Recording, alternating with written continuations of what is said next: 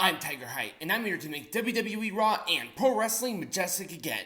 I hope everybody had a fun and safe New Year's Day, New Year's Eve, and if you are wondering, look at that, ring light. There will be more updates and upgrades coming along, but as of right now, I don't have all the stuff. So deal with what you have here. At the very least, you get to see more of me.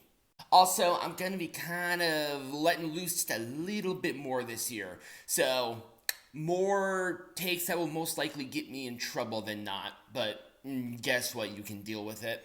You know why? Because I'm Tiger motherfucking Height, bitch. I'm always right. Even when you don't think I should be. First match, Becky Lynch, Nia Jax. This is day one. First match. I liked it. This was actually a fun, well-constructed match that had time. What I loved about this is that this match had time to breathe and tell that story, to really explain to us again, maybe some of us who did not see the initial incident of Becky Lynch getting her face broken by Nia. And they really played into that quite well, especially that ending. That ending was, it was really good. Punch to the face of Becky, hit with the Annihilator. Becky was bleeding from her mouth. I'm surprised the bitch actually has goddamn blood. She is so fucking skinny. I'm surprised Nia just didn't simply eat her, but it is what it is. Nia needed this win more than anything, and Becky's credibility as like a star will never diminish. So I think this was actually the right call, and I'm going to give it a full thumbs up. Cody Rhodes segment. Did you miss anything? No, you really didn't. Talked about Nakamura and finishing this story. Nakamura rebutted with his little video screen, which I still think is quite good, to be honest, but still. If you saw one of these, you saw all of them. Orange Cassidy, thumbs down. I'm going to be making a separate video about this, but I will briefly describe what happened. Kofi Kingston and Jey Uso versus Imperium. Kofi Kingston drop-kicked Giovanni, hitting him right in the face, bad whiplash on the fall. The match had to be called off. Once again, I'm going to explain a little bit more, but I will at least say briefly that the referee 100% made the right call, and this is how professionals do it. So I'm going to give it an Orange Cassidy thumbs up because it was a fun match up until the ending. The ending came out of nowhere. This ain't fucking ballet. And I think what they did after the fact really helped the show itself. So if I'm not mistaken, this whole Judgment Day thing was supposed to happen later on in the show. I heard penultimate. I could be wrong about that, but given what happened before this sort of makes sense. We first had The Miz doing a MizTV segment totally without the set or anything with R-Truth, who still believes he's part of Judgment Day. Okay, these two have good chemistry. I really like it. R-Truth still has not aged since 98. And there you go. And then out come JD McDonough and Dominic Mysterio to set up the next tag match, which was awesome. Truth taking on Judgment Day. R-Truth really played into this, saying, oh, I'm on his team, but I'm really working with you, and gave that little wink and a nod. I love that. Can R-Truth just not be great? He is so goddamn good. And then also we had a skull-crushing finale for the Awesome Truth to win.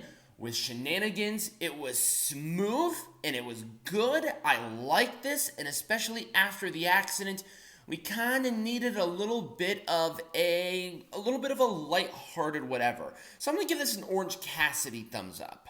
So up next was Ivy Nile and Rhea Ripley for the Women's World Champion.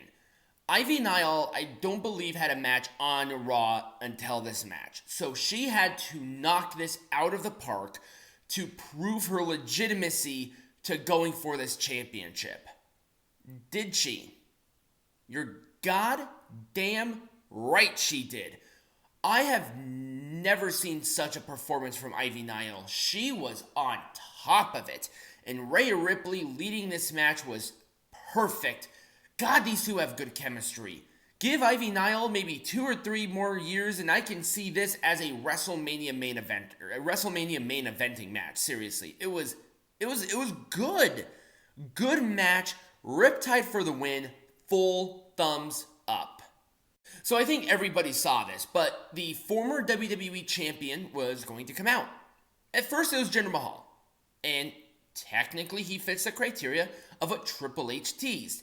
He is a former WWE Champion. He was WWE Champion for, if I'm not mistaken, 6 months.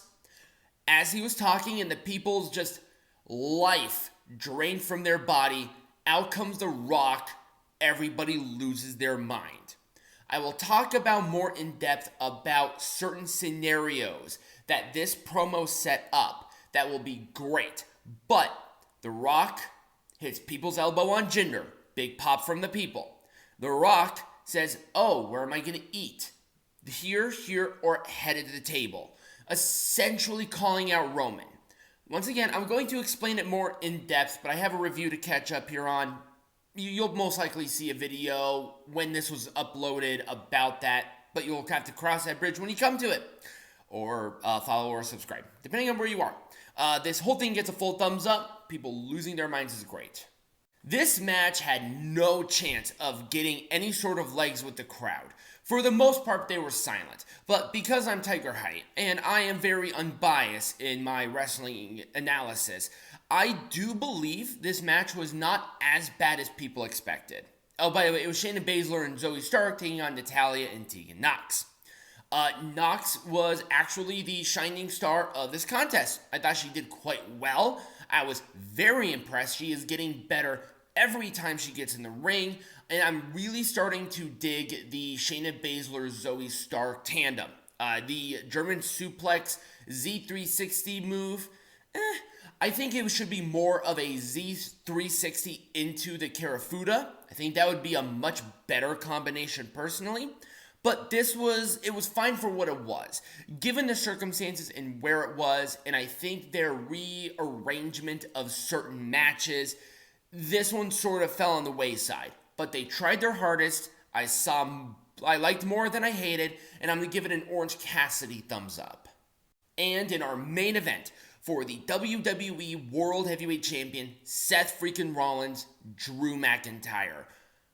God damn, what a fantastic match. WWE, literally day one, hitting it out of the park with this main event.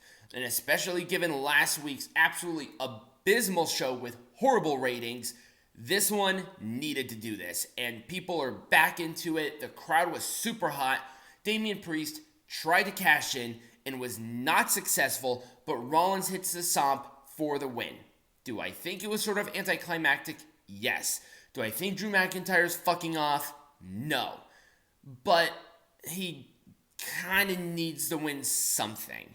And I think the distraction with Judgment Day will put Drew McIntyre back into more Judgment Day shenanigans. Am I a fan of that? No. Is that the most likely conclusion? Yes. But yeah, Rollins is still champion. No cash in. This whole thing gets 2 thumbs up. This was a really good match. And that was the show. Let me know you thought about the new equipment and also my review in the comments down below or right over here next to me. If the color correction is kind of weird, then it is. I have like a ton of features on this. Hey, give me a second here. Hang on. So I can have it more like this light. I can have it in red. If you guys enjoyed this, remember to comment, follow, subscribe, and as always, be majestic.